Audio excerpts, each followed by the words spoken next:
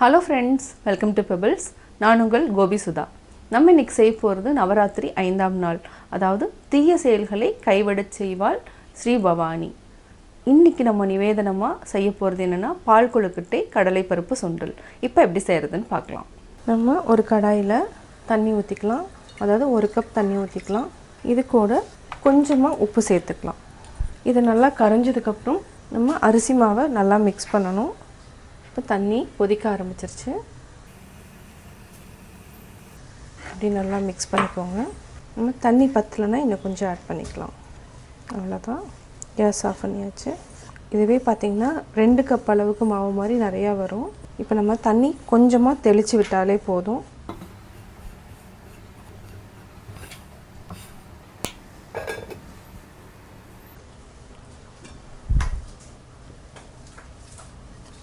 நல்லா மிக்ஸ் பண்ணிக்கலாம். ஆறிடுச்சு.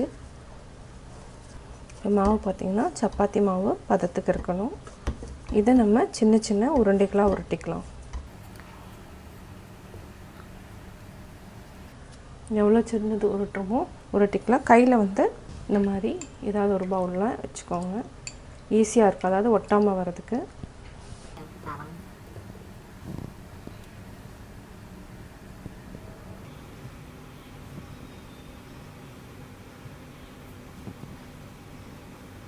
இப்போ நம்ம எல்லாத்தையுமே உருண்டை பிடிச்சிட்டோம். இப்போ வந்து என்னென்னா நம்ம வந்து தண்ணியும் பாலும் மிக்ஸ் பண்ணிவிட்டு இந்த உருண்டைகளை வேக வச்சுக்கலாம்.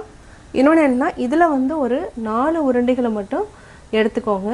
இது வந்து கொஞ்சம் திக்காகிறதுக்காக, அந்த கன்சிஸ்டன்சி வந்து அதாவது என்ன பால் கொழுக்கட்டை கொஞ்சம் திக்காகிறதுக்காக நம்ம இதை வந்து ஒரு பவுலில் வச்சுட்டு நம்ம கரைச்சிக்கலாம். லாஸ்ட்டில் கரைச்சிக்கலாம். இதை வந்து நம்ம பால் கூட வேக வச்சுக்கலாம். இதுக்கு வந்து ஒரே ஒரு டீஸ்பூன் அளவுக்கு நம்ம நெய் விட்டுக்கலாம். நெய் விட்டுட்டு ஒரு 2 டேபிள் ஸ்பூன் அளவுக்கு தேங்காய். இந்த தேங்காயை நம்ம நல்லா வதக்கிக்கலாம். இது வந்து டேஸ்ட்டுக்காக தான். சாப்பிட்றப்ப கொஞ்சம் நரநரன்னு இருக்கும். அப்போ என்னென்னா டேஸ்ட்டும் நல்லாயிருக்கும். அதுக்காக நம்ம இந்த மாதிரி ஆட் பண்ணுறோம். இப்போ வந்து நம்ம காய்ச்சி வச்சுருக்கிற பால் கொஞ்சம் ஊற்றிக்கலாம். இது கூட 1/2 கப் அளவுக்கு தண்ணி. நம்ம இதுக்கு இடையில் வந்து என்ன பண்ணணும்னா நம்ம வந்து தேங்காய் பால் வந்து அரைச்சிக்கணும். இது நல்லா கொதிக்க வரட்டும். கொதிக்க வந்தோடனே இந்த பாலை ஆட் பண்ணிக்கலாம்.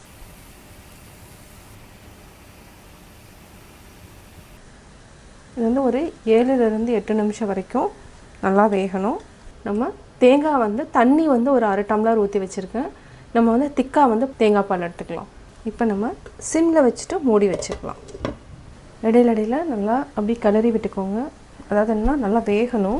பார்த்திங்கன்னா இந்த உருண்டைகள் எல்லாமே என்னென்னா கொஞ்சம் உப்பி பெருசாக இருக்கும். நல்லா வெந்துட்டுருக்குன்னு அர்த்தம். இது பால் கூட வேகிறப்ப என்னென்னா நல்லா சாஃப்டாகவும் இருக்கும் கொழுக்கட்டை. இதை வந்து ஸ்டீம் பண்ணக்கூடாது. ஸ்டீம் பண்ணாமல் இப்படியே நம்ம வேக வைக்கணும். இப்போ நம்ம தேங்காய் பால் ஆட் பண்ணிக்கலாம். 2 கப் அளவுக்கு நம்ம தேங்காய் பால் ஆட் பண்ணியிருக்கோம். இதை நல்லா மிக்ஸ் பண்ணி விடுங்க. இப்போ நம்ம ஏலக்காய் தூள் கொஞ்சம் போட்டுக்கலாம். அடுத்து இந்த உருண்டைகளை அப்படியே கரைச்சி விட்டுக்கலாம். 4 உருண்டைகளை நம்ம இந்த மாதிரி கரைச்சிக்கலாம். அதாவது என்ன பால் வந்து நல்லா கெட்டியாயிடும். அதுக்காக நம்ம இந்த மாதிரி பண்ணுறோம். கரைச்சிட்டு இப்போ இதில் ஊற்றிக்கலாம். இதை நல்லா மிக்ஸ் பண்ணி விடுங்க.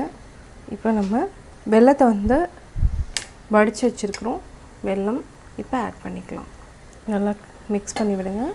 இது ஒரு 3 நிமிஷம் வரைக்கும் நல்லா கொதிக்கட்டும். ஸ்வீட் நல்லா இறங்கிடும். அதுக்கப்புறம் நம்ம ஆஃப் பண்ணிக்கலாம். பால் கொழுக்கட்டை ரெடி ஆயாச்சு. இந்த கன்சிஸ்டன்சி பார்த்திங்கன்னா நல்லா அந்த 4 உருண்டைகளை வந்து மிக்ஸ் பண்ணி ஊற்றுனதுனால நல்லா திக்காக இருக்குது. இப்போ ரெடி. சுவையான பால் கொழுக்கட்டை ரெடி. நம்ம இதையே ஒரு பவுலில் மாற்றிக்கலாம். பால் கொழுக்கட்டை ரெடி. தேவையான பொருட்கள்: கடலைப்பருப்பு நான் 200 கிராம் எடுத்து 2 ஹவர்ஸ் சோக் பண்ணி வச்சுருக்கேன். துருவின தேங்காய் ஒரு 1/4 கப் இருந்தால் போதும். 2 டேபிள் ஸ்பூன் அளவுக்கு வேர்க்கடலை பொடி, தாளிக்கிறதுக்கு கடுகு, கடலைப்பருப்பு, உளுத்தம்பருப்பு, பெருங்காயம், கருவேப்பிலை, 2 பச்சை மிளகாய், 3 வரமிளகாய். இதை வந்து ஒரு விசில் விட்டு எடுத்துக்கலாம். நம்ம தண்ணி ஆட் பண்ணிக்கலாம். மூழ்கிற அளவுக்கு இருந்தாலே போதும். இதுக்கு தேவையான அளவு உப்பு ஆட் பண்ணிக்கலாம். இப்போ தண்ணி மூழ்கிற அளவுக்கு ஊற்றிருக்கிறோம். இது வந்து ஒரு விசில் மட்டும் விட்டு எடுத்துக்கலாம். நிறையா விசில் விட்டோன்னா குழஞ்சிடும். சன்னா ஒரு விசில் விட்டு எடுத்துட்டோம். நல்லா வெந்துடுச்சு. இந்த மாதிரி இருக்கணும். அதாவது இல்லைனா ரொம்ப குழஞ்சிடும். ஒரே ஒரு விசில் விட்டாலே போதும். இதை வந்து நம்ம வடிச்சுக்கலாம். நம்ம தண்ணியை வடிச்சிட்டோம். இது கொஞ்ச நேரம் நல்லா ட்ரை ஆனதுக்கப்புறம் நம்ம தாளிச்சுக்கலாம். தண்ணி வந்து நிறையா இருக்கக்கூடாது, இருந்ததுன்னா கொஞ்சம் குழஞ்சிடும். அதனால தண்ணி வந்து ஃபுல்லாக வடிச்சிட்டு அதுக்கப்புறம் தாளிச்சுக்கலாம். நம்ம கடாய் வச்சுக்கலாம். இதுக்கு ஒரு 3 டேபிள் ஸ்பூன் அளவுக்கு கடலெண்ணெய் விட்டுக்கலாம். எண்ணெய் காயிட்டோம். நம்ம நெய்வேத்தியம் பண்ணுறதா இருந்ததுன்னா வெங்காயம் பூண்டு ரெண்டையுமே நம்ம தவிர்த்துக்கலாம். இப்போது எண்ணெய் காஞ்சிருச்சு. கடுகு போட்டோம்.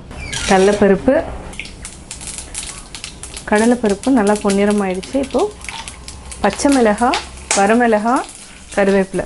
இந்த கடலைப்பருப்புக்கு நம்ம இது 1/4 டீஸ்பூன் அளவுக்கு பெருங்காயம் ஆட் பண்ணணும். வேர்க்கடலை பொடி, தேங்காய் துருவல். இந்த கடலைப்பருப்பு சுண்டலுக்கு இந்த வேர்க்கடலை பொடி வந்து ரொம்ப டேஸ்ட்டாக இருக்கும். இது கூட நம்ம எள்ளு போட்டு அரைச்சாலும் நல்லா டேஸ்ட்டு வரும். ஆல்ரெடி உப்பு போட்டுக்கிறதுனால நம்ம உப்பு ஆட் பண்ண வேண்டியதில்லை. இப்போ நம்ம ஆல்ரெடி வடித்து வச்சுருக்கிற சன்னாவை ஆட் பண்ணிக்கலாம், அதாவது கடலைப்பருப்பை ஆட் பண்ணிக்கலாம். ஒரு சிலர் வந்து நெய்வேத்தியம் பண்ணுறப்போ உப்பு போட்டு வேக வைக்கலைன்னா நம்ம வந்து கடலைப்பருப்பு கூட கொஞ்சமாக வெல்லம், தேங்காய், ஏலக்காய் அந்த 3 ஆட் பண்ணி கூட வைக்கலாம். பிரசாதமாக வரவங்களுக்கு நம்ம தரலாம். சன்னா ரெடி ஆகிடுச்சு. இது ஒரு 2 நிமிஷம் வரைக்கும் நம்ம மூடி வச்சுக்கலாம். அதாவது இருக்கிற அந்த கொஞ்சம் தண்ணி இருந்தாலுமே ட்ரை ஆகிடணும், ரொம்ப கலர வேண்டாம். இப்போ நம்ம மூடி வச்சுக்கலாம். 2 நிமிஷம் ஆயிடுச்சு. பார்த்திங்கன்னா தண்ணி வந்து ஒரு ட்ராப் கூட இருக்காது. அதே மாதிரி நம்ம இது மத்தியானம் செஞ்சால் கூட நைட்டு வரைக்கும் கெட்டு போகாது. தேங்காயும் நம்ம வறுத்துறதுனால தண்ணி இருந்துச்சுன்னா எப்போவுமே வந்து சீக்கிரமாக கெட்டுரும். அதனால் மேக்ஸிமம் நல்லா ட்ரையாக வறுத்துட்டிங்கன்னா எந்த பொருளுமே கெட்டு போகாது. இப்போது ரெடி ஆகிடுச்சு. சன்னா சுண்டல் ஆஃப் பண்ணிக்கலாம்.